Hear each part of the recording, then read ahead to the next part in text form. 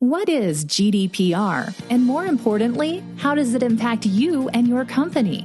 Join internationally known data privacy, data protection expert Jonathan Armstrong and Tom Fox, the compliance evangelist, to learn more about the burgeoning world of data privacy and data protection. After listening to this episode, you'll walk away with a greater understanding of what this means for you and your organization. Life with GDPR is a production of the Compliance Podcast Network. In this episode, Jonathan Armstrong and I take a look at the recent Experian case where the ICO has put additional obligations of compliance on Experian beyond other credit rating agencies.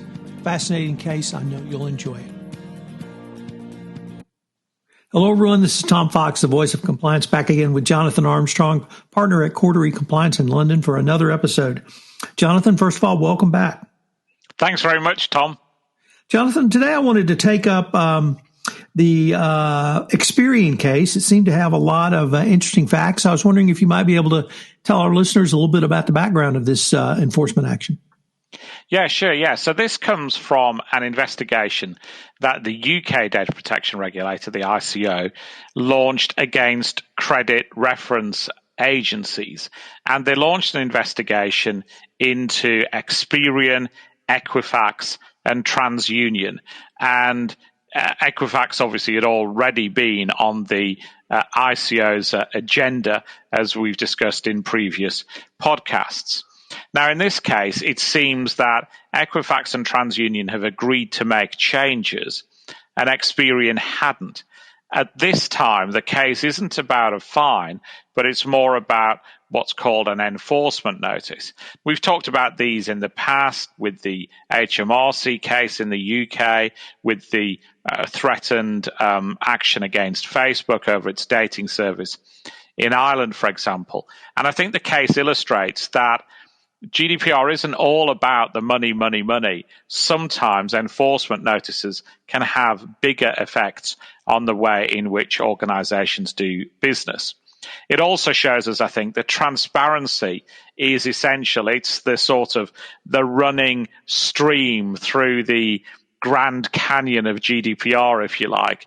And a lot of cases that we're seeing focus on transparency. Even a lot of data breach cases, transparency becomes relevant. Here, the ICO said that the key themes were things called invisible processing and over-processing, and providing insufficiently clear information about how data was going to be handled, and using some lawful bases for processing personal data incorrectly.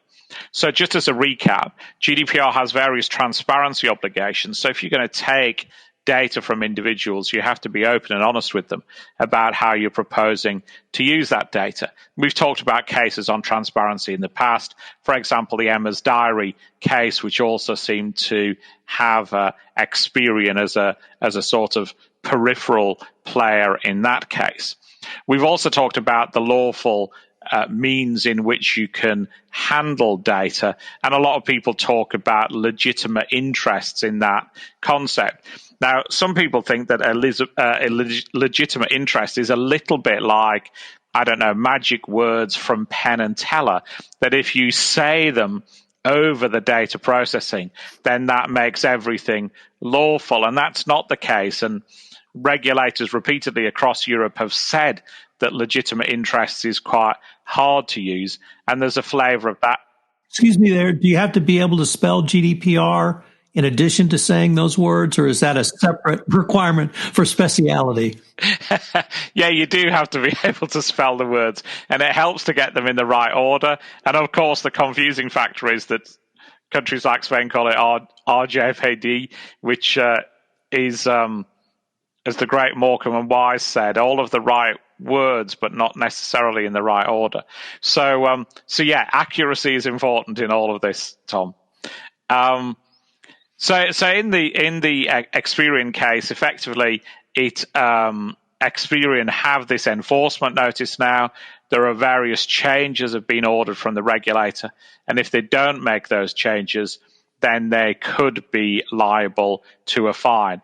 Equifax and TransUnion have agreed to make some changes, and the ICO is effectively closing the case against those two. Experian has made some changes, which the ICO gives credit for, but it doesn't think that those changes have gone far enough. I didn't see a lot of transparency in how Equifax treats its customers. It wasn't clear to me if the transparency is simply buried in 0.95 font in terms and conditions. Equifax seemed to say, well, it's there. It's your responsibility to find it. It seemed to me that the ICO says, no, Equifax, it's your responsibility to put that information in a reasonable, transparent way for your client and customer base.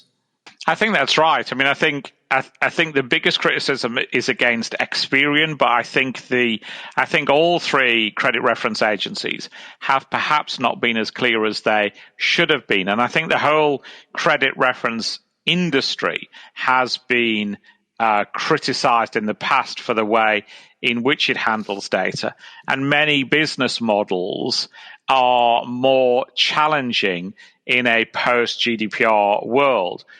We have a client, for example, who was in this industry prior to GDPR, did not think it could make its business lawful in a post-GDPR world. Some of the owners of the business were, towards retirement age in any event, and decided that they'd close the business down rather than have these investigations. I think the other thing that organizations think is the answer, but usually isn't, is we see quite a lot of retrofitting of transparency information. So let's say when data was acquired in 1996, the organization wasn't very transparent. It knows that the ICO is interested in this area, so it alters all of its privacy collateral on its website and then says to the regulator, look, we've got all the right consents, all the right notices. But we know in the Emma's Diary case that the regulator is well able to use tools like the Wayback Machine to go back to the terms at the time of acquisition that they put in front of consumers. And if there's a gap between your levels of transparency when you acquired the data and your levels of transparency now, then you're likely to have to do something about it as well. Now, it seems to me that whenever we have an organization say it's all very easy to understand, it's all very easy to do, then the onus is on that organization to sort of back that messaging with hard truth. And I think a lot of organizations fall short there.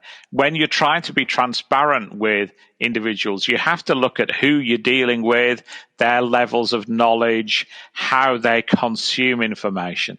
And we've seen organizations do good things by having things like micro privacy policies that might just be a segment of the privacy policy strategically placed on the website to remind people. We might see people, good might be short films, for example, particularly if you're dealing with a younger demographic who's unlikely to read detailed documents. But we know that transparency will not be a sort of 25-page privacy policy, as you say, Tom, with a clever use of a really small font. Transparency is about more than that. And I think the case shows us that the obligation to show that you have been transparent will be on the data controller, on the company who's taking data from individuals and processing it. I'd like to maybe focus a little bit more on legitimate interests. Not so much the ubiquitousness of the phrase, but it is one of the most ill-defined phrases I think I've heard in quite some time, and that's 35 years as a lawyer speaking. So maybe let me start with, is it the legitimate interests of the business? Is it the legitimate interest of the data provider?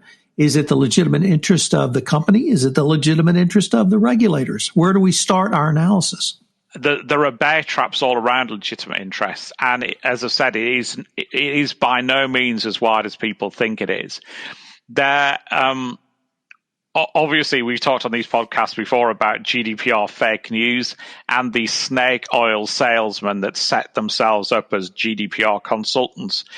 And this was a favorite topic of theirs where they'd say, to rely on the legitimate interests exemption, all you have to prove is that you have interests as the data controller and that they're legitimate. And some of these consultants would even say to people, and by the way, you decide whether your interests are legitimate or not. So if you're comfortable that what you're doing is okay, then that's fine. You can